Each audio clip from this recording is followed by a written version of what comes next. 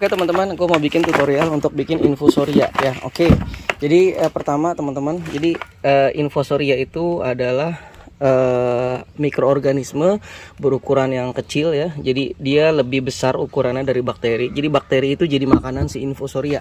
Ya nanti teman-teman bisa cek di video gue sebelumnya. Gue pernah bikin konten tentang infusoria. Ada di situ teman-teman bisa lihat ya.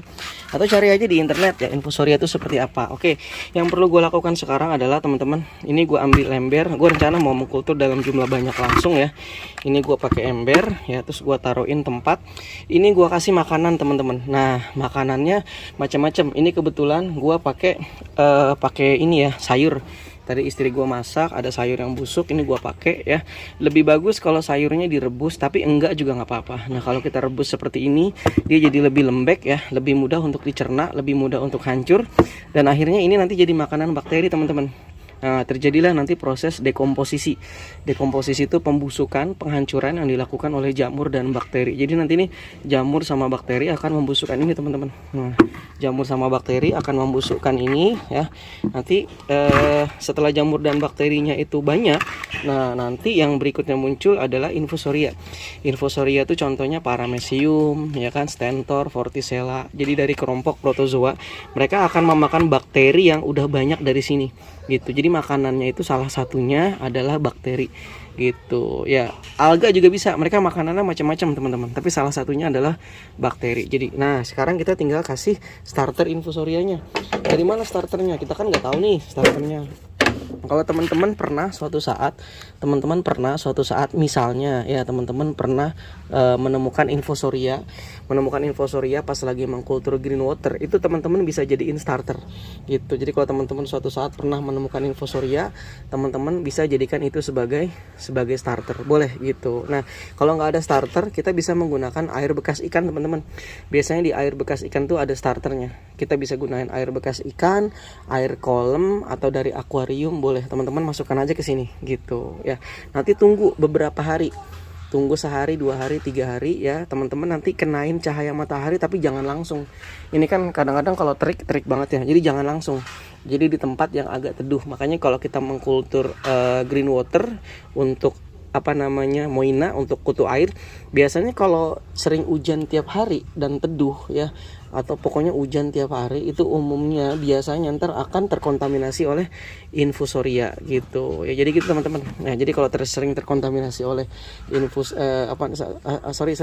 biasanya yang sering terkontaminasi oleh infusoria ketika kondisinya tuh sering hujan, teduh, mendung, nah itu cepet gitu. Jadi ini dikenain matahari tapi jangan langsung ya, mungkin tempat yang agak teduh, dan jangan kena air hujan teman-teman. Dan satu lagi teman-teman, nanti airnya kalau bisa jangan air yang mengandung klorin. Saran saya jangan pakai air PDAM, karena air PDAM umumnya mengandung klorin. Mati semua antar infusorianya. Nah ini air kolam bisa kita pakai, tapi sayangnya nih air kolamnya masih ada dapnianya teman-teman. Ini masih ada dapnianya teman-teman, jadi jangan ya, nanti malah bukan infusoria yang berkembang, malah dapnia. Kita cari aja dulu ya di kolam ikan. Nah ini bisa nih, ini bisa kita pakai. Ini bekas kolam ikan. Jangan deh, ada infusorianya juga nih nanti nih. Ya ada dapnianya juga ya. Kita cari di depan aja yuk, kita kolam ikan depan ya, kita cari dulu ya.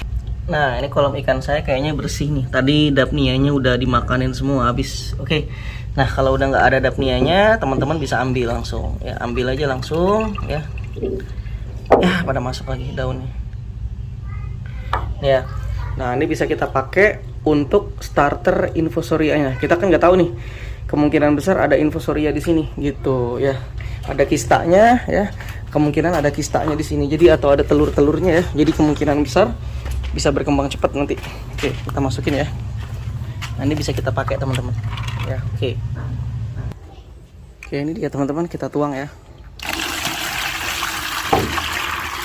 Udah, oke. Ini udah kita tuang, tapi lebih bagus kalau kita penuhin ya.